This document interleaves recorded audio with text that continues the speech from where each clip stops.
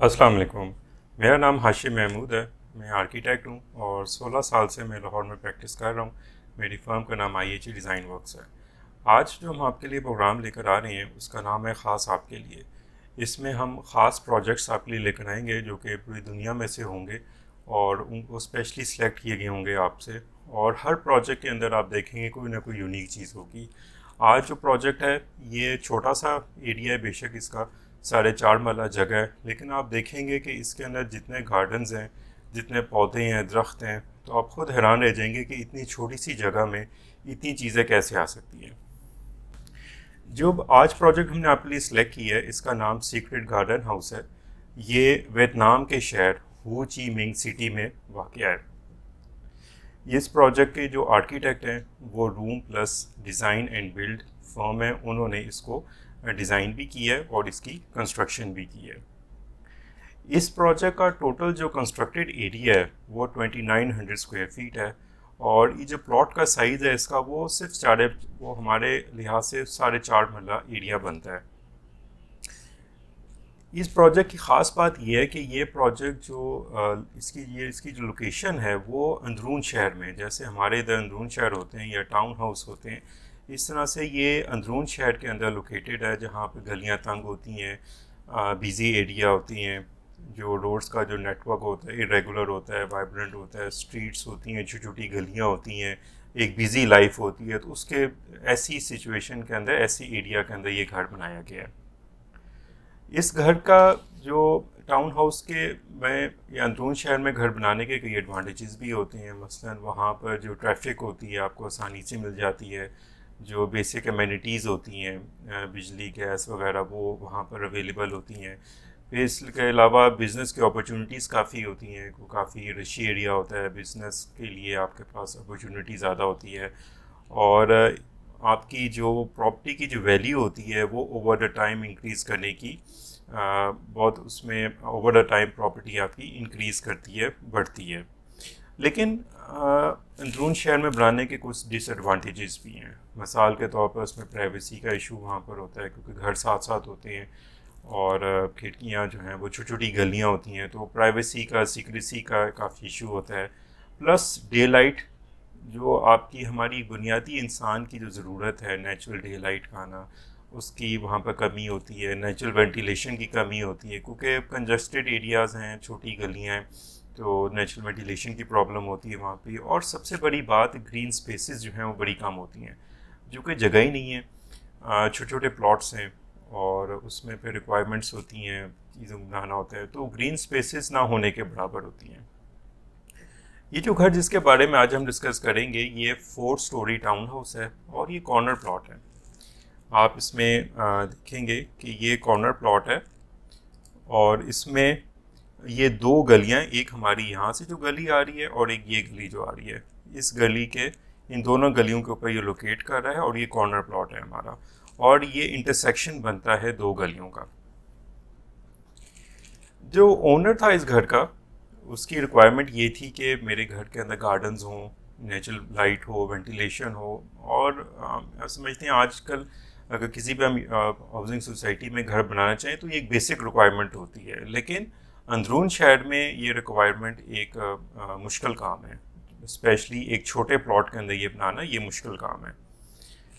तो इसके लेआउट के ऊपर, हम ग्राउंड फ्लोर के लेआउट के ऊपर आएँ तो बेसिक जो लेआउट को डिज़ाइन करते हुए इन्होंने जो ख्याल रखा वो साइट और जो ओनर की जो नीड्स थी और प्लस इसमें ग्रीन स्पेसेस ऐड करनी है। तो हम देखते हैं कि ये कॉर्नर के ऊपर उन्होंने एंट्रेंस दी है। एंट्रेंस जहाँ पर दी है उसके बाद जो मेन डोर है उसको कर्व के अंदर बनाया है। उससे क्या हुआ है कि गेट और एंट्रेंस के दरमियान एक स्पेस क्रिएट हो गई है, वो एरिया खुल गया और एंटर होते साथ ही एक ग्रीन एरिया है और उसमें से गुजर कर आगे फिर बाइक और बाइसिकल की पार्किंग की जगह है। तो एंटर होते ही हमें एक ग्रीन एरिया की जो है इसमें वो फीलिंग आती है। और इसमें आप देखेंगे ज्योमेट्रिक ऑर्डर का बड़ा ख्याल रखा गया है। फंक्शनल स्पेसेस क्रिएट की गई हैं ताकि जो स्पेसेस हैं उसकी जो यूटिलिटी है वो मैक्सिमम की जा सके, क्योंकि जो प्लॉट है ये रेगुलर नहीं है, इरेगुलर है। एक तरफ से कॉर्नर से गोल है, बाकी साइडों से भी देखें तो वो स्ट्रेट नहीं है, इरेगुलर प्लॉट है। तो इरेगुलर प्लॉट के अंदर बहुत सी स्पेसेस जो हैं वो ज़ाया जाती हैं। तो उस लिहाज से अगर हम इस लेआउट को देखेंगे तो हमें इसमें लगेगा कि उन्होंने एक फंक्शनल स्पेसेस जो हैं वो इसमें क्रिएट की हैं। ऐसे लगेगा कि स्पेसेस ज़ाया जो है वो नहीं की। इसी तरह प्लॉट जो है वो राउंड शेप है, इरेगुलर प्लॉट है। उसमें कहीं एक तरफ से जो है वो प्लॉट कर्व में है, एक तरफ से सलांट है। तो अब स्लांट वाली स्पेस में उसको डिज़ाइन करना, उसको सही तरीके से यूटिलाइज़ करना है एक मुश्किल काम होता है कि प्लॉट को एंटर कहाँ से होना है, ये उसमें जो है वो देखा गया है। इसमें एंट्रेंस के ऊपर जैसे मैंने आपको बताया पहले एंटर हो रहे हैं, और उन्होंने एंट्रेंस को थोड़ा सा बैक के ऊपर ले गए, मेन डोर को कर्व में ले गए, पीछे ले गए। उससे क्या हुआ कि एंट्रेंस के ऊपर एक स्पेस क्रिएट हो गई, एक ओपननेस की फीलिंग आई।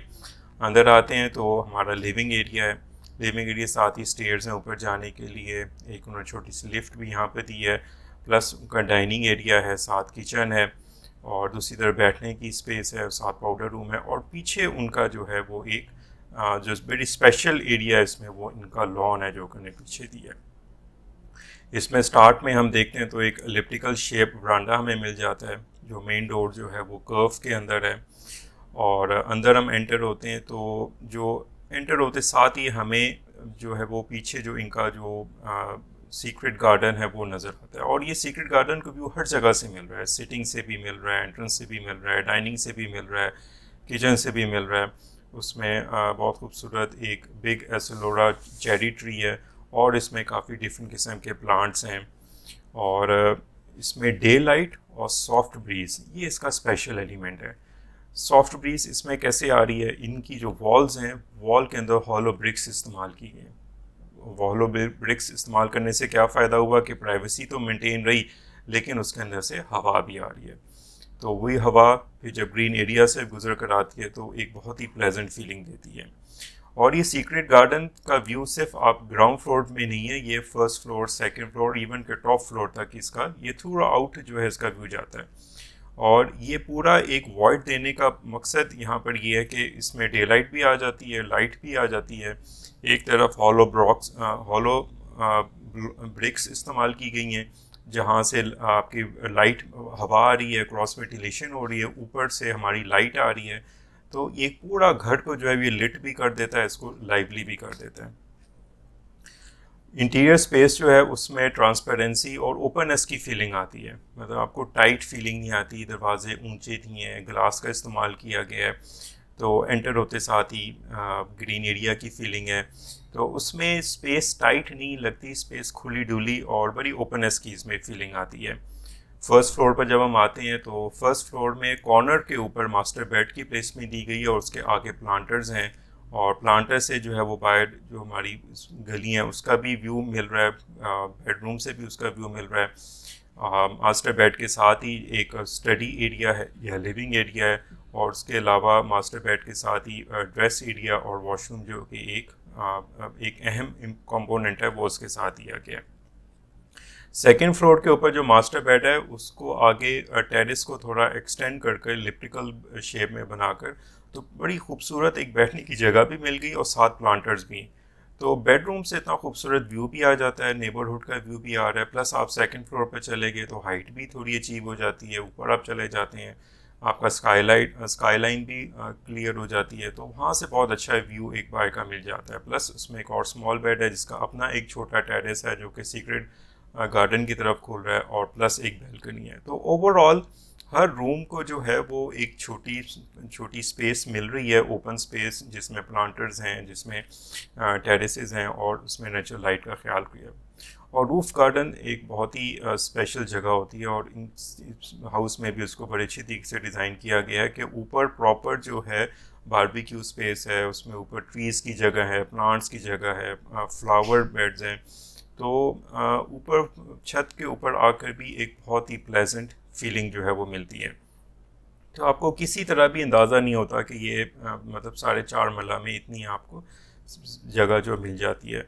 और इतनी बिज़ी नेबरहुड के अंदर इतना अंदरूनी शहर का जहाँ पर इन्वायरमेंट और वहाँ पर इतना खूबसूरत वाइब्रेंट गार्डन आपको मिल जाए, तो ये बहुत ही प्लेजेंट और रिलैक्सिंग फीलिंग देती है।